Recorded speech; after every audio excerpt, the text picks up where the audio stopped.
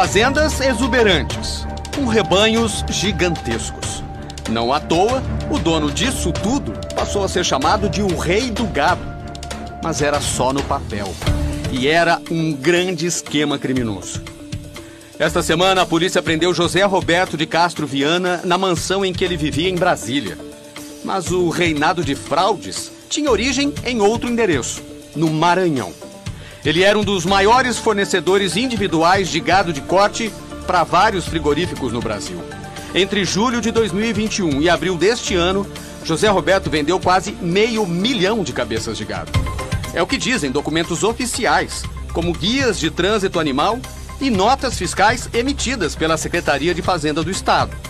Mas o que diz a investigação é que, apesar de os animais existirem, quase nenhum era dele. O Ministério Público do Maranhão comparou informações prestadas pelo pecuarista ao sistema de controle.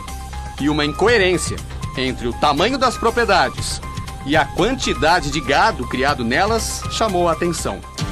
Como a média nacional é de 1,08 cabeça de gado por hectare, José Ricardo teria que ter uma área 10.000 vezes maior para caber tudo. Então, como ele tinha a documentação e onde estavam esses animais?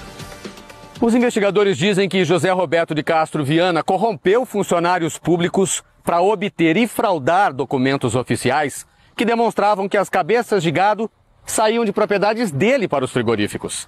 Mas, na verdade, ele vendia essa papelada para criadores de bois clandestinos, que negociavam os rebanhos sem respeitar regras sanitárias nem cumprir exigências das autoridades. Eu faço para você o seguinte, eu faço 10 conto por animal, 200 conto por cada nota. E tudo do Maranhão, entendeu? Conversas entre José Roberto de Castro Viana e comerciantes de gado clandestino revelam que o grupo ainda oferecia garantia no esquema. O GTA pode consultar sem problema, sem nada. O GTA é 100% certo.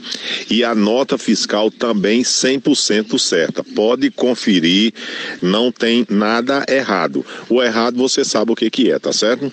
São Paulo pode consultar o tanto que consultar, não tem problema, viu, velho?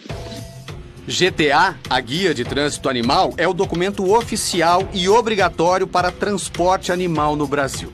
Nesta gravação, outro investigado do mesmo grupo de José Roberto diz que o preço cobrado pela documentação depende do que vai ser feito com o gado clandestino.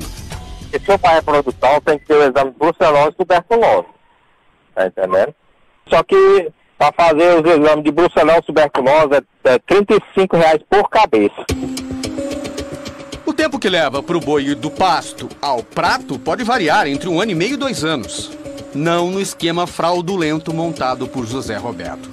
Ele acreditou tanto na impunidade que, segundo os investigadores, deixou outra fraude registrada no Sistema Estadual de Controle. A planilha eletrônica acompanha a vida do animal. José Roberto registrava o nascimento de bezerros num dia e depois anotava que os animais já tinham 2 anos.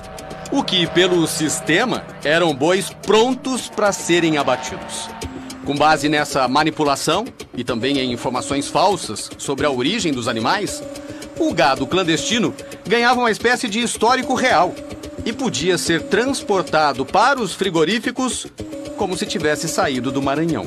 Na prática, ele esquentava bois criados sem nenhuma fiscalização ou documentação em vários estados do Brasil.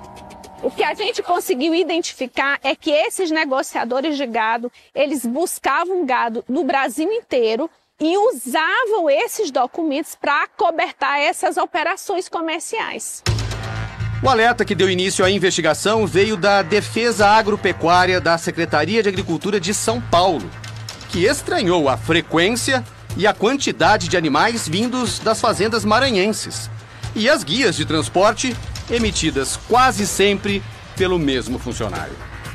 O Ministério Público do Maranhão descobriu a participação de servidores da Agência de Defesa Agropecuária, que emitiam as chamadas GTAs.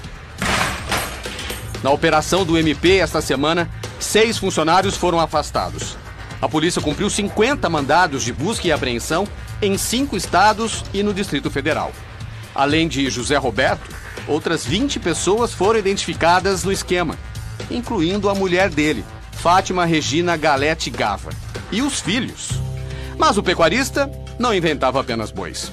O MP também encontrou documentos que simulavam a existência de fazendas. Aqui, onde não há praticamente nada, seria uma das fazendas de onde teriam saído os animais criados por José Roberto. A fraude ainda tinha outro objetivo. Segundo a investigação, José Roberto queria usar uma propriedade fictícia para fazer um empréstimo real em um banco público com linhas de crédito para produtores rurais em nome da filha. Eu ainda posso ser presa por eu estar pagando sem teto, sendo que eu tenho teto. Não adianta pegar uma coisa se eu não vou nem usar essa coisa agora. Minha filha, bom, fica a cargo seu. Eu tô dizendo uma coisa, você tá rejeitando uma coisa que todo mundo quer. Todo mundo.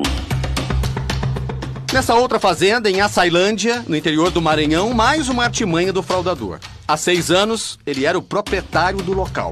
Vendeu a fazenda, mas continuou se passando por dono para emitir guias de transporte animal, a GTAs. A atual dona diz que foi enganada por ele e acusa José Roberto de apresentar certidões falsificadas para provar que não existiam dívidas. Ela afirma que até hoje não conseguiu regularizar a propriedade. Não é fácil, né? Você fazer achar que está comprando um patrimônio tudo legalizado, tudo certinho. Aí de repente vem essa situação toda e agora mais ainda essa questão desses GTAs que eu não tinha conhecimento. Nunca pensei de passar por isso. O total movimentado pelo grupo de José Roberto entre julho de 2021 e abril de 2024 chega a 1 bilhão e 400 milhões de reais. Os frigoríficos que compraram a carne envolvida no esquema não são investigados.